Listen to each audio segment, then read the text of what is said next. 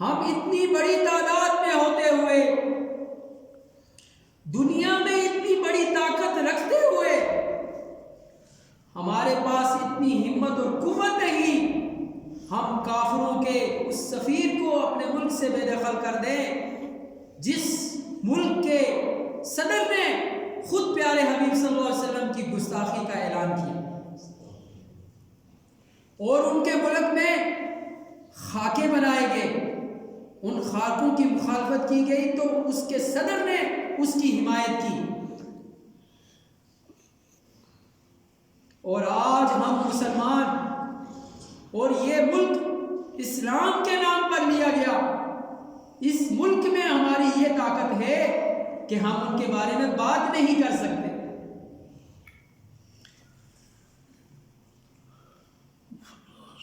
آج ہمارے ایمان کا یہ معیار ہے،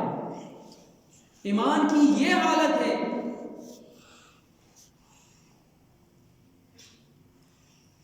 ایک وقت تھا خلافت عثمانیہ کے دور میں، اس وقت کے کافر ملک فرانس نے بھی نبی کریم صلی اللہ علیہ وسلم کے اخبار کے اندر کارٹون بنائے، تو وہاں کے اس وقت کا صدر عبدالحمید تھا، تو وہ اس نے اپنی فوج کو حکم دیا کہ آپ حرکت میں آ جاؤ، ہم عنقریب فرانس کے اوپر حملہ کرنے والے ہیں، اور فرانس کے سفراء کو بلایا اور کہا فی الفور ان چیزوں کو ختم کیا جائے جس سے مسلمانوں کی روح کو تکلیف پہنچتی ہے، مسلمانوں کے اندر کی جو ہے وہ زخم ہوتا ہے، مسلمانوں کے ایمان کو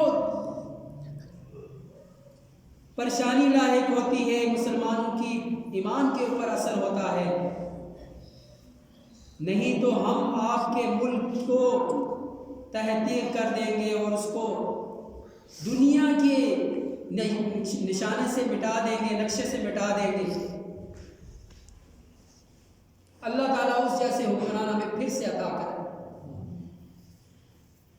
یہ ایک دل کا درد ہے جو زبان پر جاری ہوا کہ آج مسلمان اسلام سے دور ہو گئے، قرآن سے محروم ہو گئے، ان کے پاس قرآن کی روشنی نہ رہی، انہوں نے اسلام کے بجائے دنیاوی تعلیم کو ترجیح دی، صبح مائیں بڑی مشقت سے اٹھتی ہیں، دنیاوی تعلیم کے لیے بچوں کو سختی سے کہہ کر بھیجتی ہیں، لیکن اگر انہی ماؤں کو کہا جائے کہ بچوں کو قرآن کے لیے بھیجو، وہ کہتی ہیں چلیں کل پڑھ لیں گے۔ مطلب یہ ہے کہ دنیاوی تعلیم کو ترجیح دے دی گئی، دنیاوی تعلیم کو سب کچھ سمجھ لیا گیا، جو اسلام کی تعلیم تھی، جو قرآن کی تعلیم تھی، جو ہماری آخرت میں نجات کا ذریعہ تھا، جو ہماری قبر میں جنت کا ذریعہ تھا، اس کو ہم نے پس پش ڈال دیا۔ تو ہم کامیاب کیسے ہو سکتے ہیں جب معیار اللہ کے پیارے حبیب صلی اللہ علیہ وسلم کے ذریعے سے اللہ کے قرآن میں اللہ تعالیٰ نے ان لوگوں کو معیار ایمان بنایا کہ جب ان کو حکم دیا جاتا، جب اللہ کا حکم آ جاتا تو وہ کسی چیز کی پرواہ نہ کرتے، اس حکم کو فالو کرتے۔ وہ کون لوگ تھے؟ صحابہ کرام۔ وَإِذَا قِيلَ لَهُمْ آمِنُوا كَمَا آمَنَ النَّاسِ، اللہ تعالیٰ کے پاک کلام کے پاک سپاروں میں سے پہلے سپارے میں پہلے پیج پر یہ آیت ہے، وَإِذَا قِيلَ لَهُمْ، جب ان کو کہا جاتا ہے آمنوا، ایمان لاؤ، كَمَا آمَنَ النَّاسِ، جیسے صحابہ کرام ایمان لائے، قَالُوا وَنُؤْمِنُ، تو وہ کہتے ہیں کہ كَمَا آمَنَ السُّفَهَاءُ، ہم ان بیوقوفوں کی طرح ایمان لائے جو دیکھتے ہیں کہ کہاں حملہ کرنا چاہیے، کہاں حملہ نہیں کرنا چاہیے، کہاں گھر کو چھوڑنا چاہیے، کہاں گھر کو نہیں چھوڑنا چاہیے، نہ ان کو بچوں کی پرواہ، نہ ان کو بیوی کی پرواہ، نہ ان کو اپنے اناج کی پرواہ۔ یہ منافقین تھے۔ آج ہمارے ایمان کی حالت بھی یہی ہے۔ کہ ہم ان منافقین کی طرح ہو گئے کہ جو اسلام کو اپنی مرضی کے مطابق چلانے کی کوشش کرتے تھے. جہاں ان کو راحت ہوتی تو اس حکم کو مان لیتے، اور جہاں ان کے نفس کے خلاف کوئی بات جاتی وہاں وہ رک جاتے. وہ کہتے کہ یہاں تو ہمارا دنیا کا نقصان ہے، ہم کہاں یہ حکم فالو کر سکتے ہیں، یہاں تو ہمارے اناج ضائع ہو جائیں گے، ہم یہاں گئے تو ہمارے پیچھے ہمارے بچے بھوکے مر جائیں گے. حالانکہ جب بات اسلام کی آتی ہے، جب بات قرآن کی آتی ہے، جب نبی صلی اللہ علیہ وسلم کی ناموس کی بات آتی ہے تو ہمیں سب کچھ قربان کرنے کا حکم ہے. کیوں کہ اللہ تعالیٰ نے قرآن پاک میں پاک ارشاد فرمایا ہے ان اللہ اشتری من المؤمنین انفسهم واموالهم بان لهم الجنہ، کہ اللہ تعالیٰ نے خرید لیے ہیں، آپ برائے فروخت لوگ. ان اللہ اشتری، بے شک اللہ تعالیٰ نے خرید لیا ہے، من المؤمنین، مومنین ایمان والوں سے، انفسهم ان کی جانیں، واموالهم اور ان کے مال، بان لهم الجنہ جنت کے بدلے میں. جب ہم لا الہ الا اللہ محمد رسول اللہ پڑھتے ہیں تو ہم سودا کرتے ہیں کہ یا اللہ ہم تیرا حکم مانیں گے، ہم پیارے حبیب صلی اللہ علیہ وسلم کے حکم کے مطابق چلیں گے، اور اس کے بدلے میں یا اللہ تو ہمیں جنت عطا کر. اور پھر درمیان والی باتیں ہم بھول جاتے ہیں. درمیان والی باتیں کیا کہ اگر ہماری جانوں پر بھی آئے گی تو ہم جان کو ترجیح نہیں دیں گے، اسلام کو ترجیح دیں گے. جب پیارے حبیب صلی اللہ علیہ وسلم کی ناموس کی بات آئے گی تو ہم اپنے ماں باپ کی عزت کو کچھ عزت نہیں دیں گے، اپنی اولاد کو کوئی اہمیت نہیں دیں گے، اپنے خاندان اور اپنے مال کو کچھ نہیں سمجھیں گے. سب چیزیں پیارے حبیب صلی اللہ علیہ وسلم کی ناموس پر قربان ہیں. اس چیز کا اعلان کر کے اس پر عمل کریں گے. آج مسلمانوں نے فرائض میں سے کچھ فرائض میں اتنی غفلت کی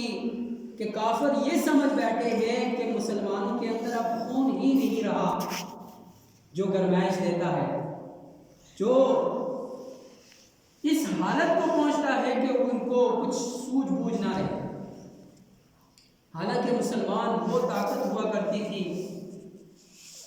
کہ جن کو زندگی اور جان کی کوئی اہمیت نہیں ہوا کرتی، اور وہ ہر وقت اللہ کے حکم کے لیے اپنی جان کو مٹانا، اپنی جان کو لٹانا، اپنی جان کو اللہ کے سامنے پیش کرنے کو سعادت سمجھتے. اللہ تعالیٰ ہمارے اس قصور کو، جو اجتماعی قصور ہے، اس میں علماء کرام بھی شامل ہیں، اس میں عوام بھی شامل ہیں، اس میں حکمران بھی شامل ہیں، اس قصور کو معاف کرنا اور ہمیں اجتماعی توبہ کرنے کی ہمیں توفیق عطا ہو. یہ نہ ہو کہ یہ جو ملک ہمیں چھوٹا سا ملک حاصل ہوا، اسلام کے نام پر حاصل ہوا، 70,000 ہماری ماں بہنوں کو اٹھا لیا گیا، ہندو اور سکھوں نے اٹھایا اور ان کی عزتیں لوٹی اور ان کو شہید بھی کیا، اور کچھ آج بھی ان کے خاندان کے بچوں کی مائیں ہوں گی. وہ مسلمان بہنیں اور مائیں جو اس ملک کے لیے قربان ہوئی اور وہ جو شہید ہوئے اس قربانی، یہ ملک حاصل کرنے کے لیے جو راہوں میں شہید ہوئے، ایک دن میں کئی ہزار مسلمان شہید ہوئے، وہ اگر کل قیامت کے صبح ہمارے گریباں میں ہاتھ ڈالیں، کیا ہم نے اس لیے خون دیا تھا؟ کیا اس لیے ہم نے جوانیاں لٹائی تھی کہ تم لوگ ملک حاصل کر کے تو اس میں اتنے مستغرق ہو جاؤ، نہ تمہیں اسلام کی پرواہ ہو، نہ تمہیں قرآن کی پرواہ ہو، نہ تمہیں نبی صلی اللہ علیہ وسلم کے ناموس کی پرواہ ہو، تمہیں ایک طاقت تو مل گئی، افواج بھی مل گئی، ایک تعداد بھی مل گئی، ایک زمین کا ٹکڑا بھی مل گیا، لیکن تمہارے ایمان میں ذرا بھی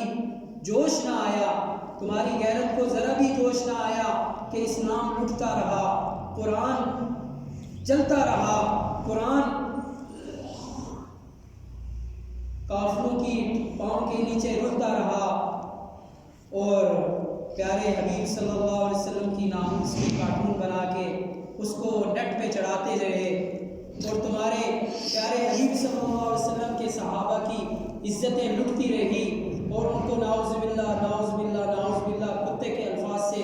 کہا جاتا رہا، اور تمہارے ہی ملک میں کہا جاتا رہا، اور تمہارے ایمان میں کوئی بھی مطلب جوش نہ آیا، تمہیں کوئی فکر نہ ہوئی۔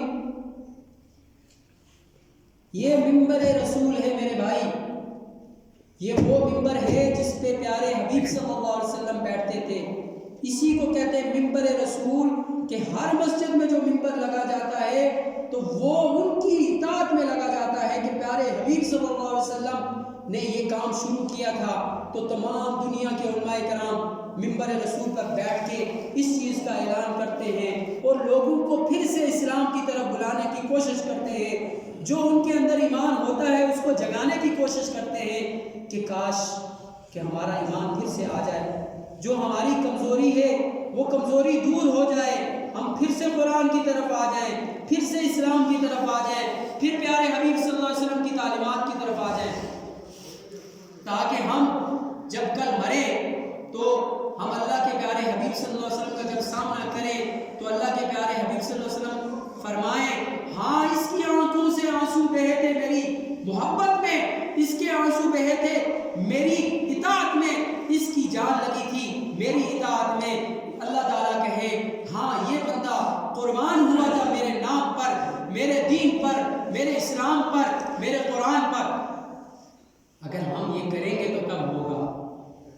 اگر ہم صرف نام کے رہے تو کچھ بھی نہیں، کیونکہ اللہ تعالیٰ کا قرآن پکار رہا ہے، اور اللہ تعالیٰ کا قرآن یہ کہہ رہا ہے اِلَّا الَّذِينَ آمَنُوا وَعَمِلُوا الصَّالِحَاتِ، آمنو ایمان لاؤ اور اعمال صالحہ کرو۔ اعمال صالحہ کیا ہے؟ صرف نماز اعمال صالحہ نہیں، نماز، روزہ، حج، زکوٰۃ، جہاد، جس چیز کا جس وقت میں حکم ہوگا وہ کرنا ضروری ہوگا، اگر اس میں سے کسی ایک کا انکار کریں گے تو ہم کافر، اگر اس میں کوتاہی کریں گے، کمزوری کریں گے تو ہم فاسق۔ تو میرے بھائیوں اور دوستو، میرے یہ الفاظ آپ کے سپرد ہیں کہ آپ کیا بننا چاہتے ہیں؟ ان ایمان والوں کی طرح ایمان لانا چاہتے ہیں جنہوں نے سب کچھ قربان کیا پیارے حبیب کے حکم پر اور اللہ کے حکم پر، اور اپنی جوانیاں لٹائی، اپنے بچوں کو یتیم کروایا، اور اپنے لیے آخرت میں ایک بہت بڑا جنت کا ذریعہ اپنے لیے بنایا۔ یا صرف نام کمانے کے لیے ہم دنیا میں رہیں گے، نام ہوگا کام نہیں ہوگا تو پھر یقیناً جنت بھی نہیں ہوگی۔ تو کہتے ہیں نا، مسجد تو بنا دی پل بھر میں ایمان کی حرارت والوں نے، مسجد تو بنا دی پل بھر میں ایمان کی حرارت والوں نے، من اپنا پرانا پاپی ہے برسوں سے نمازی بند، کہ مسجدیں قریب ہو کر ہم نے مسجدیں آباد نہ کی۔ جب آپ اللہ کے سامنے جھکو گے نہیں تو اللہ کے لیے اپنی جان کہاں دو گے؟ اللہ کے گھر سے اذان کی آواز آئے گی، آپ نماز کے لیے نہیں آؤ گے، تو آپ اللہ کے دین کے لیے جب صدا آئے گی حی علی الجہاد کہ آج جہاد کا دن ہے، آج اگر آپ لوگ اللہ کے دین کے لیے، اللہ کے دین کی سربلندی کے لیے نہ نکلے تو تمہاری عزتیں محفوظ نہیں، تمہارا مال محفوظ نہیں، تمہارے گھر محفوظ نہیں، تو تب کہاں نکلو گے؟ اس لیے میرے بھائیوں اور دوستو، میں نے جو کچھ کہا، اگر میری کوئی بات سخت لگی ہو تو تو اس کو اپنے گھر میں بیٹھ کر اس کے بارے میں ضرور سوچیے گا کہ یہ باتیں میں نے کیوں کہی. یہ ہمارا اجتماعی مسئلہ ہے، انفرادی مسئلہ نہیں. اللہ تعالیٰ